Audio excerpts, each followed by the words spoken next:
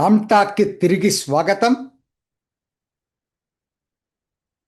దళిత క్రైస్తవులకి ఎస్సీ హోదా ఇవ్వాలి.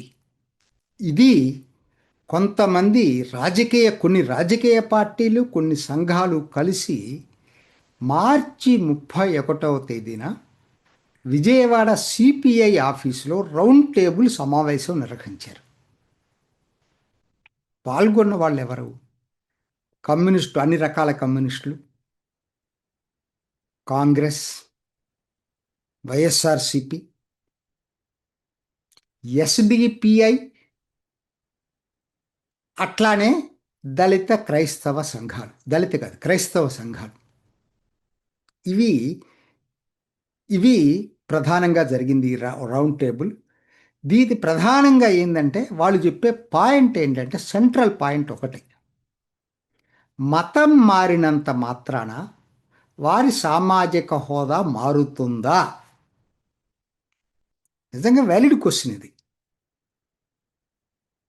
మరి ఆ మాట చెప్పే కదా మతం మార్చింది.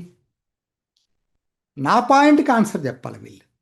మతం మార్చటానికి ప్రధాన కారణం బ్రిటిష్ హయాం నుంచి ఈరోజు వరకు కూడా ముఖ్యంగా దళితుల్ని అట్రాక్ట్ చేయటానికి ప్రధాన కారణం ఏంటండి? మీకు ఇక్కడ సామాజిక హోదా లేదు, మీకు తగిన గౌరవం హిందూ మతంలో దొరకట్లేదు, అదే మీరు క్రిస్టియానిటీకి మారారంటే మీరు ఇక్కడ చాలా గౌరవప్రదంగా చూస్తాము అనే ధోరణితోనే మతాన్ని మార్చారు. హిందూ దీంట్లో నుంచి క్రిస్టియానిటీకి మార్చారు. అవునా కాదా చెప్పమనండి ఈ అటెండ్ అయినటువంటి రాజకీయ సంఘాలన్నీ. క్రైస్తవ సంఘాలంటే సహజంగా వాళ్ళు అడగటంలో అడుగుతుంటారు, కానీ రాజకీయ పార్టీలకు ఏమైంది?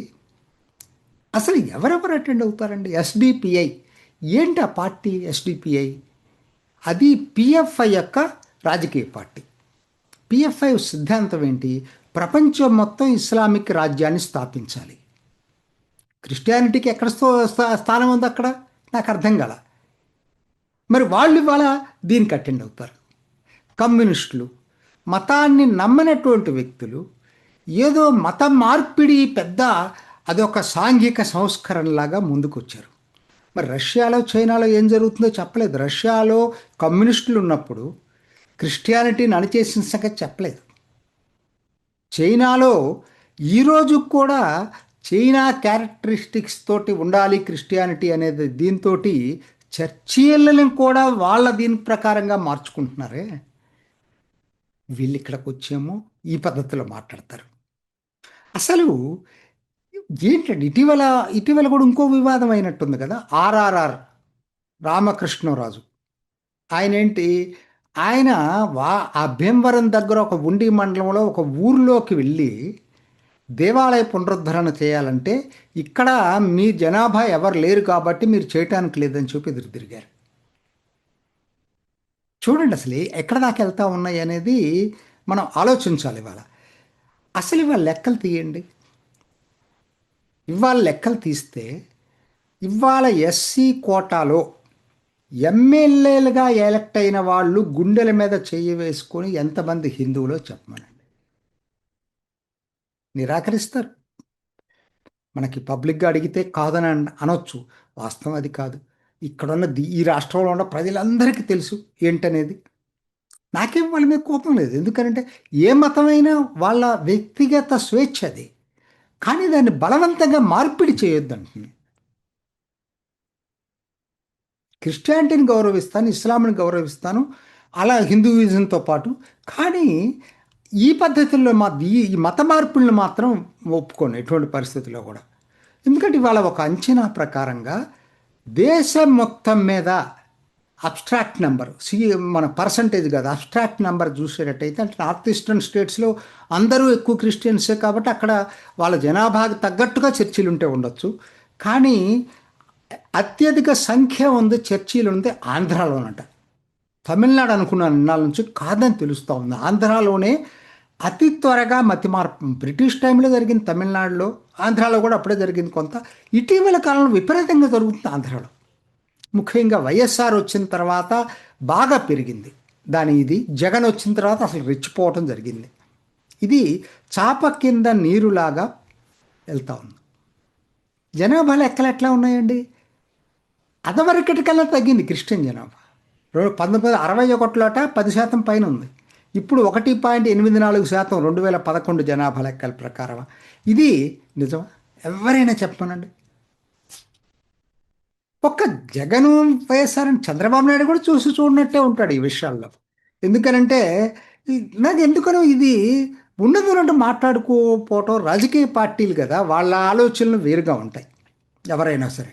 నేననేది ఏంటంటే ఇవాళ షర్మిల ఏమంటుంది జగన్ని, మీరు డైరెక్ట్గా స్టాండ్ తీసుకోండి అంటుంది. వాళ్ళ ప్రతినిధే కదా అటెండ్ అయింది, జూపుడి ప్రభాకర్ రావు, మీ రౌండ్ టేబుల్ కాన్ఫరెన్స్కి.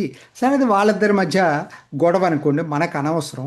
మొత్తం మీద ఏమిటి అని అంటే ఇది ఎక్కడ దాకా వెళ్తా ఉందంటే రోజు రోజుకు కూడా దీన్ని ఒక రాజకీయ అంశంగా ఇది దళిత క్రైస్తవులకి ఎస్సీ హోదా ఇవ్వాలనే దానికి యాక్సెప్టబిలిటీ తీసుకురావటానికి ఓటు బ్యాంకు రాజకీయాలకు ముడిపడి ఉంది. కాబట్టి ఎక్కువ శాతం రాజకీయ పార్టీలు మెల్లిమెల్లిగా దాని వైపు కేంద్రీకృతం అవుతున్నాయి. ఇది ఆందోళనకర విషయం. నేను ఆర్థిక పరమైనటువంటి పక్కన పెట్టండి, సామాజిక పరంగా దళితులకు నిజంగా నా పాయింట్ ఒకటే. ఇక్కడ భావోద్రేకానికి సంబంధించింది, ఇది హిందువుల భావోద్రేకానికి సంబంధించింది. మీరు హిందువులు ఇవాళ అది ఎప్పుడుదో అనండి, ఇవాళ దళితులకైనా బీసీలకైనా మరి ఇవాళ హిందూ సమాజం అత్యున్నత గౌరవం ఇస్తుందా? అసలు రిజర్వేషన్లు పెట్టింది ఎవరండి? అప్పర్ కాస్ట్లే కదా. రాజ్యాంగ సభలో మెజారిటీ అప్పర్ కాస్ట్లే కదా. మరి వాళ్ళు ఆమోదిస్తేనే కదా వచ్చినాయి. ఇవాళ ఆ యాస్పెక్ట్ని ఎవరు చెప్పరు, ఎవరు గుర్తించరండి ఈరోజు కూడా. అంటే నా పాయింట్ ఏంటంటే వాళ్ళకి జరగాల్సిన అన్యాయం జరిగింది చరిత్రలో, దాన్ని సరిదిద్దటానికి అందరూ కలిసి పూనుకోవాలి తప్పితే ఈ మతాల మార్పిడి కరెక్ట్ అయిన పద్ధతి కాదు. సరే ఇవాళ ఇది మరి నిన్నటికి ఇంకొక అంశంలోకి వెళ్తే ఎందుకు నేను మత మార్పిడి గురించి చెప్పాల్సి వస్తుంది. నేను నరసాపురం ఒక 4-5 రోజుల క్రితం అనుకుంటా ఇన్కమ్ ట్యాక్స్కి ఉప్పొందితే వాళ్ళు దాడి చేశారు. అక్కడ ఉన్నటువంటి పాస్టర్ ఘంటా జాన్ బాబురావు వాళ్ళ అల్లుడు హైదరాబాద్ నుంచి 50 లక్షలు తీసుకొస్తున్నట్టుగా ఉప్పొందితే దాడి చేసి అది పట్టుకోవటమే కాకుండా ఈ బాబురావు ఇంట్లోకి వెళ్ళి చూస్తే 2.27 కోట్ల రూపాయల నగదు దొరికింది. ఒక పాస్టర్ ఇంట్లో. ఎంతమంది పాస్టర్లు ఉన్నారు తెలుసండి మీకు దేశంలో, రాష్ట్రంలో? చాలామందికి తెలియదండి ఇది. 2020లో జగన్ రెన్యూమరేషన్ ఇచ్చిందే 29,847 మంది పాస్టర్లకి. అందరు పాస్టర్లకి అది వర్తించల. అనధికారికంగా ఎంతమంది ఉన్నారో తెలియదు పాస్టర్లు. అసలు ఉన్నది జనాభా లెక్కలేమో 7 లక్షలు చూపిస్తారు. ప్రతి విలేజ్లో చర్చిలు ఉన్నాయి, దేశంలోనే ఎక్కువ చర్చిలు ఉన్నాయి. ఎంతమంది పాస్టర్లు, ఎంతమంది 40,000 మంది అధికారికంగా గుర్తింపు పొందిన పాస్టర్లు ఉన్నారు రాష్ట్రంలో. మరి అయినా కూడా ఇది ఎట్లయిపోయిందంటే ఇవాళ దీన్ని ఒక్కరు మాట్లాడారండి. ఈ పాస్టర్ దగ్గర 2,27,00,000 క్యాషే దొరికిందే, ఓ చిన్న పాస్టర్ ఆయన. మరి ఈ పక్కన దీని ప్రకారంగా, ఎందుకంటే ఇది రహస్యమేం లేదండి దీంట్లో. ఎవాంజలికల్ క్రిస్టియన్ మూమెంట్ అంటేనే ఇది. ఏదైతే ఇస్లాంలో ఇవాళ వీళ్ళు ఏదైతే చెప్తున్నారో ఇస్లాం రాజ్యం మార్చాలని కొంతమంది ఫండమెంటలిస్టులు ఐఎస్ఐఎస్ ఆల్ ఖైదా చెప్పినట్టు వాళ్ళైతే వైలెంట్గా మాట్లాడుతున్నారు. వీళ్ళు ఏంటంటే వైలెన్స్ కాకుండా ఎప్పటి నుంచో ఎవాంజలికల్ క్రిస్టియానిటీ ఏంటంటే క్రిస్టియానిటీని స్ప్రెడ్ చేయాలి, దానికి డబ్బులు ఖర్చు పెట్టాలి. డబ్బులు పంపిస్తారు, వస్తువులు పంపిస్తారు, స్కూళ్ళు స్థాపిస్తారు, హాస్పిటల్ స్థాపిస్తారు. అంటే ఈ ఎవాంజలికల్ క్రిస్టియానిటీ అనేది ఒరిజినల్గా లేదండి. ఇది ఒరిజినల్గా ఎవరికి వాళ్ళు క్రిస్టియానిటీని చేసుకునేవాళ్ళు. ఇప్పటికీ అమెరికా వచ్చిన కొత్తలో వచ్చిన వాళ్ళు ఎవాంజలికల్ కాదండి, ఎవాంజలికల్ క్రిస్టియన్స్ కాదు అసలు. వాళ్ళకి వాళ్ళు ప్రార్థన చేసుకునేవాళ్ళు అంతవరకే. ఇది ఒక ఉద్యమం లాగా ఎవాంజలికల్ క్రిస్టియానిటీ అనేది స్ప్రెడ్ అయింది. అందుట్లో మనీ కూడా ప్రధాన పాత్ర పోషిస్తూ ఉంది. ఎందుకు మేధావులు మాట్లాడరండి? ఎందుకు సో కాల్డ్ సెక్యులరిస్టులు మాట్లాడరండి? అసలు ఇది సెక్యులరిజమా మాట్లాడకపోవటం?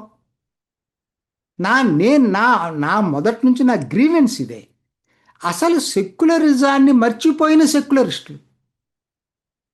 ఎవరు సెక్యులరిస్టులో ఎవరు కాదో నాకైతే అర్థం కావట్లేదండి. ఇలా నేను మాట్లాడితే నేను సెక్యులరిస్టుని కాకుండా మతవాదిని అయిపోతానా? ఇది ప్రతి వాళ్ళు ఆలోచించుకోవాలి.